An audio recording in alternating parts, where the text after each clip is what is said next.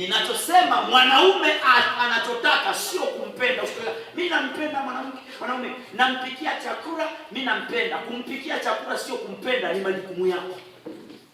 Tofautisha kupenda na majukumu. Kwani baba anapokuwa anawasaidia watoto, anapowapa mahitaji, anawapenda au ni kazi yake kufanya hivyo?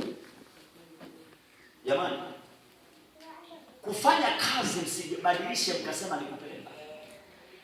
Ukimpikia chakula kizuri mume wako haimaanishi unampenda.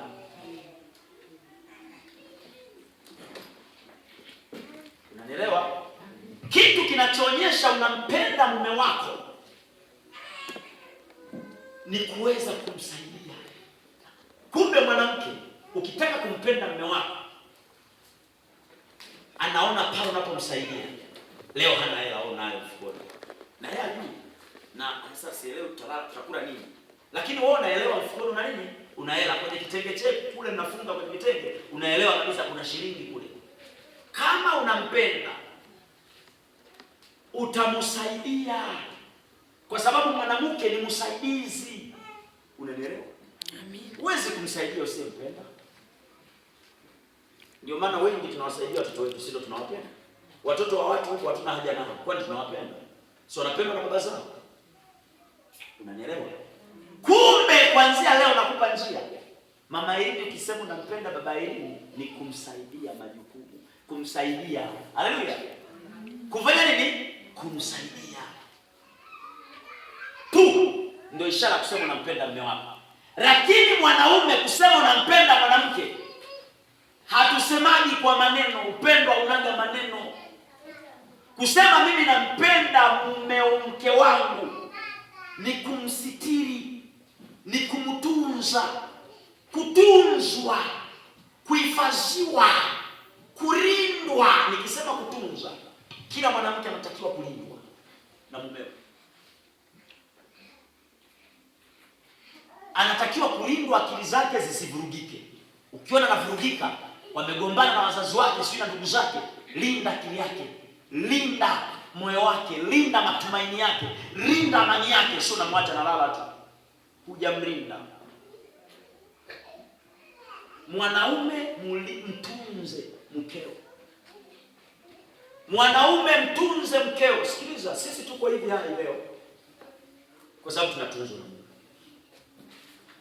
Yesu alisema nitakuwa pamoja nanyi hata mwisho wa dahari. Maana yake nitawatunza, nitawalinda. Ukisikia kutunza, sio kutunza fedha. Kutunza fedha ni kuweka tu kwenye kibubu unaondoka. Tukisema kutunza, maana yake ni kumwangalia yuko katika hali gani, kuhakikisha usalama wake, kuhakikisha ana furaha.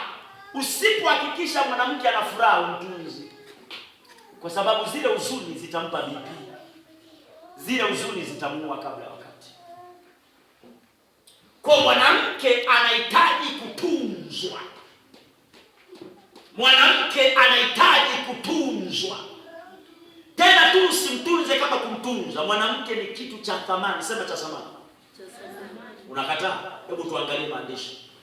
Biblia inasema katika kitabu kile cha kichwa kijakaa sawa, lakini kwa neema ya Mungu mtakumbuka. Misali 21 nadhani 20:19 pale kama sikosei. Anasema apataye mke apata kitu chema, naye ajipatia kibali kutoka kwa Bwana. Kwa hiyo huyu mwanamke kama uone uzuri wake, umepigwa giza kwenye macho, kwa sababu huyu ni chema hiki. Kuna kitu ambacho unakiona kwa mwanamke, yaani sio tu sura yake, kuna kitu kingine ambacho hakionekani lakini ni chema. Hiki kitu chema ni cha ajabu. Ukitaka kujua wanawake wana kitu chema, utagundua hivi. Kuna wanaume wameacha wake zao nyumbani, wakatafuta wanawake wengine, wakaacha familia, wakalea familia zingine, na kule wakasingiziwa hadi watoto kwamba ni wakwao na kumbe sio wakwao. Baadaye